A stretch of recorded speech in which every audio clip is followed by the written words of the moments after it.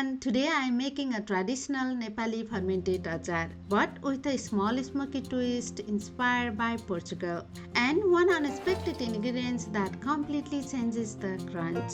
This is the kind of pickle you will find in many Nepali households where simple vegetables are transformed through drying, spices, mustard oil and thyme into something incredibly flavorful. For this version I also added a little twist, celery, which is not traditionally used in Nepal, but it brings an amazing crunch and freshness. And with a touch of smoked paprika, there is also a subtle smoky layer inspired by my time here in Portugal. Let me show you how I made it.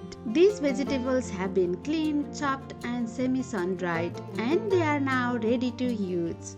And just to clarify, all the quantities I'm mentioning are based on the fresh vegetables before drying.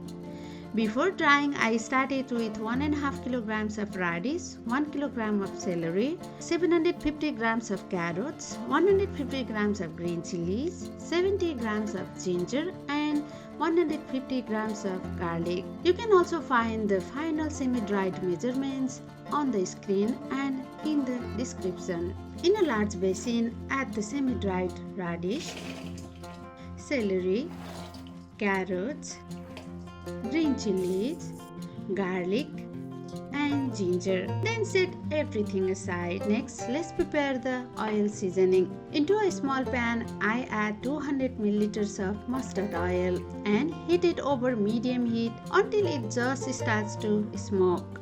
Once the oil begins to smoke, I remove the pan from the heat and immediately add a quarter teaspoon of hing and 1 teaspoon of turmeric powder. Give everything a good mix, then leave it to cool to room temperature. While the oil cools, I prepare the spice blend. Into a large pan, I add 1 tablespoon of cumin seeds, 1 tablespoon of coriander seeds, 1 teaspoon of fenugreek seeds, 1 teaspoon of fennel seeds, 2 tablespoons of yellow mustard seeds, 2 tablespoons of dark mustard seeds and 1 teaspoon of timur. Place the pan over medium heat and dry roast the spices, stirring regularly. As they begin to crackle and their aroma fills the kitchen, I transfer them to a bowl and let them cool completely. Once cooled, I grind them on a silauto, the traditional Nepali stone grinder.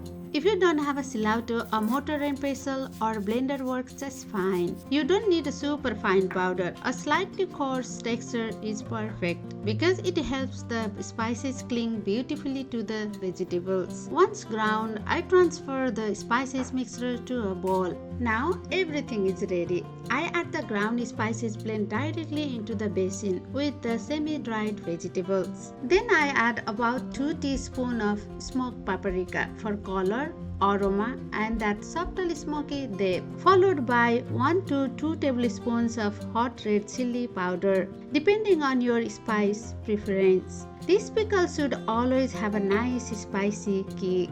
Next, I add 1 tablespoon of Himalayan salt or adjust it to your taste. And finally, I pour it half of the cool oil seasoning. Now, using a spatula at first, I combine everything together. Then I switch to clean hands to finish mixing. Gloves are optional, but using your hands helps distribute the spices evenly and ensures every piece of vegetable is well coated. Once everything is mixed, I pour in the remaining oil seasoning and continue mixing until the vegetable look evenly coated, bright, glossy and beautifully seasoned. Now it's time to fill the jars. I have a few sterilized glass jars ready. I pack the vegetables firmly into each jar, pressing down as I go to remove any trapped air pockets. This step is important because it helps the pickle ferment more evenly and develop a better sour flavor. I do not fill the jars all the way to the top. I leave a little more than an inch of space between the pickle and the lid.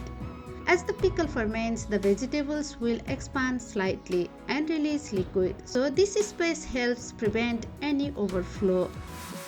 Once all the jars are packed, I add about 1 tablespoon of room temperature mustard oil on top of each jar. For this batch, I used an additional 4 tablespoons of oil in total. I seal the jars tightly so air cannot enter. If you are like me and tend to forget dates, label them with the day you made them. Then I place them somewhere sunny and let the fermentation begin. Many people enjoy this achar after about 5 to 10 days when the spices, mustard oil, and vegetables have had time to come together. At that stage, it develops a beautiful balanced sourness. Personally, I usually wait 15 to 20 days because I love that deeper tangy flavor and the rich fermented aroma that builds over time. Almost 20 days later, here we are. One jar is already gone because I couldn't wait and started eating it about 10 days ago. As soon as I open the lid, the aroma is incredible. Today I am serving it with a delicious Nepali thali. I have potato and soya chunk choila, pork feet and turnip head curry, a fresh Nepali style salad, black dal seasoned with jimbu, and steamed basmati rice. Everything looks absolutely delicious. In Nepal, achar is usually eaten in small amounts, even smaller than what I am serving here. It's not the main dish, it's there to wake up your appetite and add that final burst of flavor to the meal. Let's give it a try.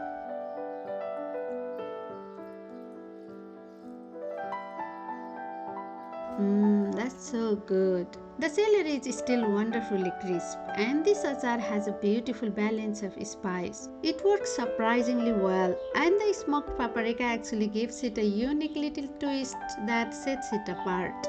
How to store? Since we use semi-dried vegetables and sterilized jars, this achar can be kept in the refrigerator and enjoyed for up to 1 to 2 months for the best flavor and texture.